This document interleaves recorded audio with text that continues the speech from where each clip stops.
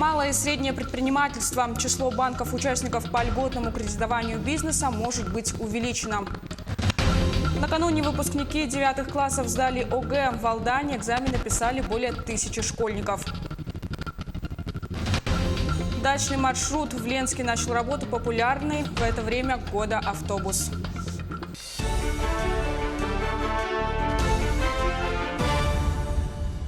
В эфире новости, в студии Кристина Якупова. Здравствуйте. Российский рынок ипотеки в 2018 году пережил настоящий бум. Объемы выданных ипотечных кредитов за прошлый год выросли в 1,5 раза и достигли исторического рекорда, превысив 3 триллиона рублей. А ставка по ипотеке достигла исторического минимума – 9,5%. Между тем, в текущем году темпы роста ипотеки могут замедлиться. Наиболее вероятно, это скажется на продажах на рынке первичной недвижимости. Впрочем, в этом году Центробанком была поставлена цель добиться снижения ставки по ипотечным кредитам в 9%, а потом в 8%. Рыночный метод достижения поставленной цели по ставке подразумевает возобновление Центральным банком курса на снижение ключевой ставки. Ну а число банков-участников по льготным кредитам малому бизнесу может быть увеличено до 200. Сейчас их почти в 3 раза меньше. Об этом сообщил заместитель министра экономического развития Вадим Живулин. Ранее вице-премьер-министр финансов Антон Силуанов обещал региональным предпринимателям рассмотреть возможность обязать банки давать письменное пояснение в случае отказа в выдаче льготного кредита для малого и среднего предпринимательства. Программа льготного кредитования стартовала 25 февраля. Она позволяет малому бизнесу получить в уполномоченных банках займы по ставке не более 8,5% годовых. Начиная с 2019 года власти будут ежегодно выделять на программу 1 триллион рублей. Сегодня ровно 1 год, как Айсен Николаев занимает пост руководителя региона. Напомним, 28 мая 2018 года Айсен Сергеевич вступил на должность временно исполняющего обязанности главы региона после отставки предыдущего руководителя республики Егора Борисова. А 9 сентября прошлого года он в ходе досрочного голосования выборов главы Якутии одержал победу, набрав больше 71%. Официально на пост Илдарханов вступил 27 сентября 2018 года. За этот период главой региона была продлена большая работа. Первым его указом тогда еще на посту в Рио руководителя республики было обеспечение экологического благополучия жителей региона. Сегодня благодаря этому указу утверждена программа развития водоснабжения Вилюйской группы улусов. В программу включены 29 населенных пунктов, 6 муниципальных образований, финансирование которого составит около 2 миллиардов рублей, из которых 833 миллиона рублей – это средства компании «Алроса».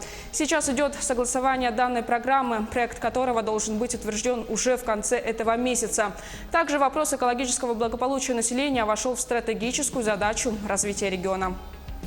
Сегодня в 19 часов 15 минут на телеканале «Якутия-24» и в 19:55 на телеканале НВК «Саха» смотрите запись передачи «Якутия вперед» с Айсеном Николаевым. Глава Якутии поделится своим мнением о развитии республики, расскажет о ключевых задачах и других актуальных темах. К другим темам. Последний звонок прозвучал для 8000 якутских школьников из городов и сел республики. Всего же в Якутии более 145 тысяч учащихся. В текущем учебном году в регионе были введены в строй новые здания 5 школ. В муниципальных районах появились 93 новых специализированных полноприводных школьных автобусов в северном исполнении. Ранее глава Якутии Айсен Николаев поставил задачу войти к 2024 году в число 15 лучших субъектов страны по качеству образования. Тем временем сегодня девятиклассники сдают экзамен по русскому языку. В Алдане в пункте приема экзаменов сегодня пришли 1000 школьников. Ни пуха, ни пера выпускникам пожелали и наши алданские коллеги. Если быстро справитесь с заданиями, не торопитесь покидать аудиторию. Еще раз тщательно все перепроверьте. Так ребят напутствовали педагоги. Сегодня девятиклассники борются с премудростями великого и могучего. В Алданском районе ОГЭ по русскому языку сдают порядка 500 человек. В городе 3 пункта приема экзаменов. На базе школы номер 2 аттестацию проходят учащиеся 4 учебных заведений. Вроде как неплохое настроение, будем надеяться. Я надеюсь, что будут работать в полном объеме, торопиться не будут. На экзамен без опозданий пришли все ученики, согласно списочного состава. Багаж знаний сформирован. Главное – не допустить ошибок в прохождении процедуры. Попытки пронести в аудиторию телефон или достать шпаргалку могут обойтись дорого. С процедурой ознакомлены все ребята. Ребята всех школ, мы как бы в полном объеме, а мы проводили перед этим неоднократно несколько пробников, поэтому они с процедурой знакомы хорошо. Значит, кроме процедуры, конечно, нам хочется, чтобы сегодня ребята показали хорошие знания. За последние месяцы девятиклассники попробовали силы в десятках тестов, а сочинениями исписаны целые тетради. Недочеты и ошибки были детально проанализированы, но все пороги великого и могучего предугадать невозможно. Тестов проезжал около 15, а сочинений в школе мы писали, может, штук 10-20, точно не знаю. Орфография подтянута, правила закреплены, законы синтаксиса тоже, хочется надеяться, не подведут. А вот пунктуация многих пугает. В расстановке запятых, считают школьники, может быть коварство. Это мой первый экзамен по русскому языку. Ощущение страх. Экзамен продолжается 3 часа 55 минут. По истечении этого времени, однако, шторм волнений едва ли утихнет. Ожидание результатов для ребят становится весьма напряженным и волнительным. Татьяна Вахнина, Сергей Шипачев, Александр Лукин, Алдан. Церемония гашения почтовой марки в честь 95-летия золотодобывающей промышленности Якутии прошло сегодня в историческом парке «Россия. Моя история».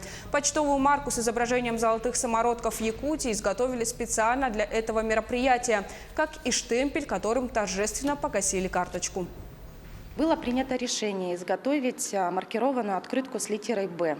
Данная продукция, она является уникальной, так как она разрабатывается индивидуально по заказу наших клиентов. Выпускается она в лимитированном количестве и, соответственно, она имеет свою определенную ценность как перед нашими филателистами, так и перед заказчиком. То есть эта продукция, она больше уже носит такой сувенирный характер, я бы сказала. То есть ее можно подарить своим коллегам, своим партнерам, своим родным и близким.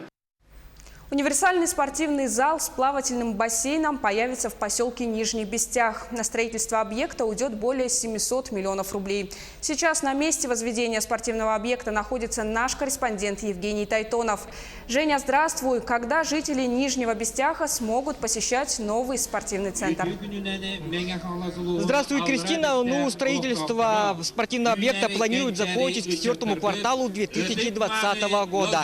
Сейчас мы находимся в центральной части поселка, на месте старых заброшенных складских помещений «Халбос», где с минут на минуту забьют первую сваю. Следует отметить, что на строительство спортивного комплекса профинансировано из 2 источников. Это из федерального и республиканского бюджетов, каждый из которых выделит около 350 миллионов рублей. И дополнительно республика выделит около 180 миллионов рублей на покупку мебели, спортивного инвентаря и снаряжения. Здание будет трехэтажное. Первый этаж отчасти технический, где будет расположена охрана, гардеробная и пост пожарной безопасности. Второй этаж отведут под универсальный зал на 503 зрителя, а также на 2 плавательных бассейна, сауну, медицинский кабинет и раздевалки. А на 3-м этаже будут расположены зал настольного тенниса, зал аэробики, тренажерный зал и столовая.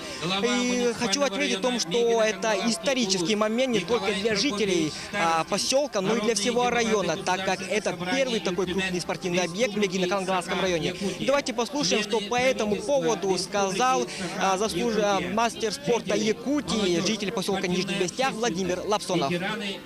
Этот объект очень долгожданный в нашем таком большом поселке. Единственный будет спортивный комплекс, зал, который даст возможность нашим детям, которые занимаются в стесненных условиях маленьких залах школы, больше развиться, то есть обширный, значит, захват видов спорта. Значит, у нас есть чемпионы, у нас разные мастера, и для них сейчас будет огромная возможность тренироваться в отличных, хороших условиях. Ну, еще хочу отметить о том, что строительство данного объекта вошло в федеральную государственную программу развития физической культуры и спорта. Как говорят авторы данного проекта, такие спортивные объекты будут построены в Амурской области, Хабаровском крае и Камчатском крае. Кристина, у меня на этом все. Женя, спасибо. Я напомню, на прямой связи со студией был наш корреспондент Евгений Тайтонов. Между тем, в российских школах могут появиться уроки по здоровому образу жизни. Министерство здравоохранения и Минпросвещения готовят обновление образовательно-воспитательных программ. Они будут направлены на создание такой системы ценностей человека, которая включает формирование здорового образа жизни и неприятие деструктивного поведения, вредных привычек. Ученики средних и старших классов научатся измерять пульс, давление, температуру, знать, что делать, если произошел какой-то сбой в организме, как вызвать скорую. Также в течение 2-3 лет планируется переход на новую систему лекарственного обеспечения в амбулаторных условиях, когда люди на основании электронного рецепта смогут получать необходимое лекарство с полным или частичным государственным возмещением его стоимости. А вот спортсменки сборной республики по пулевой стрельбе среди глухих радуют успехами. Они вошли в состав сборной команды России для участия в чемпионате Европы. Соревнования пройдут в городе Дмитров в сентябре текущего года. Евдокия Катаргина и Мария Егорова были отобраны по результатам участия в чемпионате России. Об этом сегодня рассказали в ходе пресс-конференции. Кроме этого, якутские спортсмены по адаптивным видам спорта заняли призовые места в первенстве России по легкой атлетике среди лиц с поражением опорно-двигательного аппарата. В соревнованиях принимали участие более 100 спортсменов из 28 регионов России. Сборную Якутии представили 5 спортсменов. Также сегодня чествовали и спортсменов, занявших призовые места в первенстве и чемпионате России по пауэрлифтингу среди слепых. Нашу республику представляли 7 спортсменов. Из них, вот как знаете, 5 удостоились медалей. И впервые в нашей истории адаптивного спорта республики наша мужская команда завоевала именно в командном зачете 1 место. Сейчас уже через неделю отдыха мы начнем уже свои тренировки. Долгожданный маршрут Ленск-Дачи начал свою работу. Этот маршрут пользуется популярностью у ленчан. Поэтому власти района решили в этом году предоставить автобус с большей вместительностью и увеличить количество рейсов в выходные дни. На дачу на общественном транспорте отправилась и наш корреспондент Анна Кожевникова. Ленчане могут добраться до своих дач общественным транспортом. Автобус по маршруту 102 вышел на линию с 15 мая. Дачники едут не с пустыми руками, везут рассаду и различные предметы для своих огородов. Как мы выяснили, даже в будние дни по утрам поток пассажиров большой. Но это еще не предел. Дачникам-любителям не помеха даже дождь. Автобус, работающий на линии Ленск-Дачи, пользуется большой популярностью среди ленчан. Ну, пока еще небольшой, но в выходные, в принципе, народу много уже. Люди ездят на даче, отдыхают. С пятницы, наверное, да? Приезжают? Ну да, в общем-то, пятница, суббота, воскресенье. Воскресенье возвращается обратно. В этом году автобус с большей вместительностью, чем в прошлой. Как отметил кондуктор, работающий на этом маршруте второй год, в час пик людей бывает много. Билетик людей невозможно было, приходилось передавать. Ну, а так, в принципе, все нормально. Бесплатный проезд предусмотрен для пенсионеров, ветеранов ВОВ и тыла, инвалидов всех групп и многодетных семей при предъявлении подтверждающих документов. Не все же с транспортом. Без автобуса никуда. И расписание нормальное. Но несмотря на популярность, у пассажиров все же есть пожелания к перевозчику. Очень хотелось бы автобус еще большей вместительности, а работающим дачникам более ранние рейсы.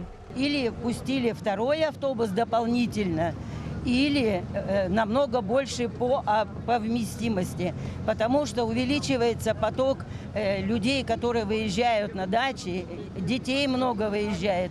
Пойдут ли районные власти навстречу пассажирам, пока неизвестно. Официальных обращений в этом году еще не поступало.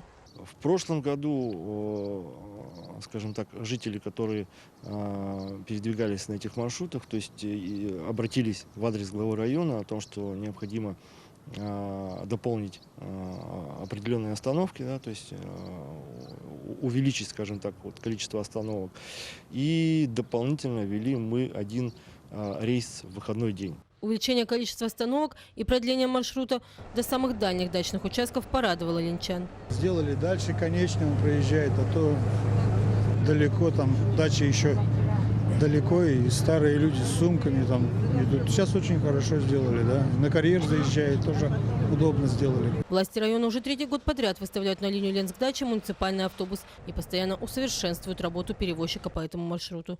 Анна Кожевникова, Виталий Андреев, Ленск. Наши корреспонденты продолжают следить за развитием событий. Оставайтесь с нами, не переключайтесь.